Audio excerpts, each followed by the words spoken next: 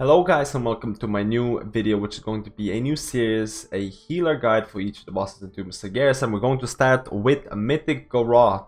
So I'm presuming you know heroic and normal Mythic Goroth tactics. There's not a whole lot that changes in the Mythic fight. This video is going to show you the best moments where you could be using healer cooldowns that are about 1 minute long or 1.5 minute long, and things like that. Of course, it is very hard for me to determine the cooldown usage because your raids might have more healers. I am recommending that 4 healers should be used for this fight. It is actually a decently healing intensive fight. A lot of the healers will probably reach around 800k HPS, around that mark. But it seems that a lot of damage is controlled, and it's almost never lethal unless you really kind of mess up.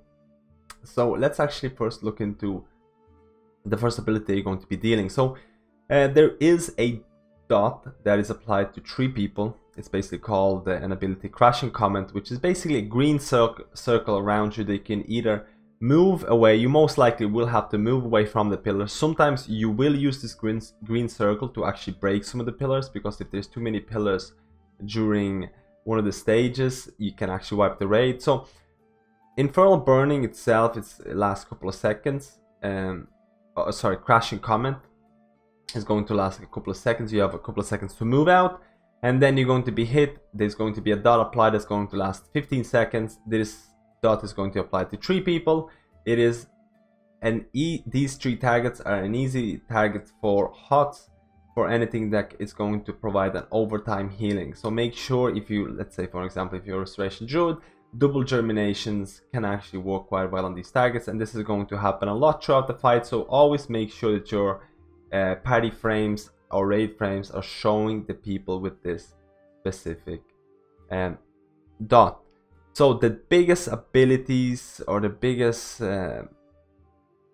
challenge of this fight is with use healing cooldowns, because there are 2 abilities: Shattering Nova, which basically places an arrow on a player, and he or she have to go behind a pillar, preferably 2 pillars. The more pillars you go through, the less damage the raid will be taking.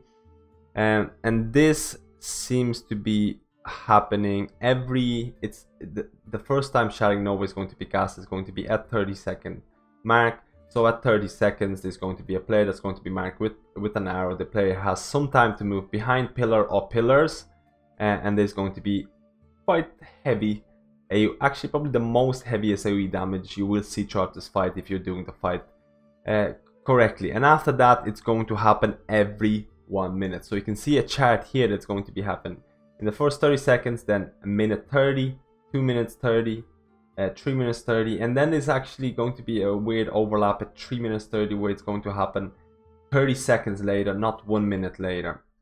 So that's something to look out for as well. So besides this, there's one additional mechanic that's going to do a lot of raid AoE damage, and that is called Infernal Burning, where you have to run away and hide. And if there are a lot of pillars, you might have to use a cooldown, because there's going to be a lot more damage based on how many pillars you have. So this ability is actually cast every 1 minute. So where should you be using your healing cooldowns? I would highly recommend to use healing cooldowns for Shattering Nova, as at least for us, Infernal Burning did not deal too much damage, but there could be moments when there's just too many pillars for Infernal Burning and you might need a cooldown. So it's always actually good to save 1 cooldown. So let's have a look at some of the cooldown uses for this. So Shattering Nova, which is the arrow ability, I'm probably going to refer to this as an arrow ability. Shattering Nova, the arrow ability happens in at 30 seconds. The player gets an arrow at 30 seconds, runs away. You can save or cast Tranquility or any 3-minute cooldowns that you can have, or your healers can use. You can assign it for at the very first 30 seconds. And if you're a Restoration Druid, you have things like 1.5 minute cooldowns, and you actually going to be able to, let's say, even pop your Essence of Ganir, your 1.5 minute cooldown at 30 seconds with which might include balance as well. With your trunk, if you want to, you will have it back up for you will have it back up in 2 minutes, which a 2-minute mark is infernal burning. So we'll have it up for infernal burning, and you can kind of do this as well. So after using it 2 minutes, you will have your 1.5 minute cooldown back up at 3 minutes 30 mark, which at 3 minutes 30 mark is going to be your Shattering Nova. So actually using your cooldowns at around 30 seconds is going to, and at least your 1.5 minute cooldown is going to ensure that you're going to have at least something for every second or third of the abilities. Now you also have to keep in mind that Rain and Brimstone, which is soaking circles, are going to deal a bit of damage as well, but it is highly recommended that most of these circles should be soaked by members of the raid who have immunities, and should save a lot of mana.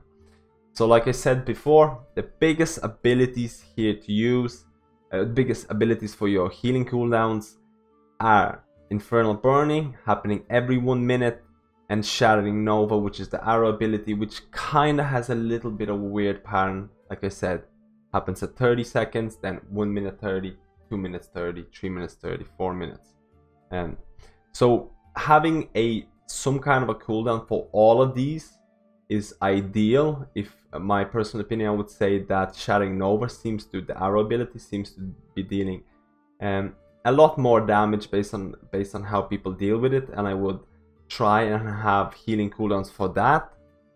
But you should always make sure, let's say if you have a Restoration Shaman, for Infernal Burning where people actually have to hide behind the pillars, you should have maybe something like Spirit Link. Anything anything where stacking healing ability is going to do well, it works well. But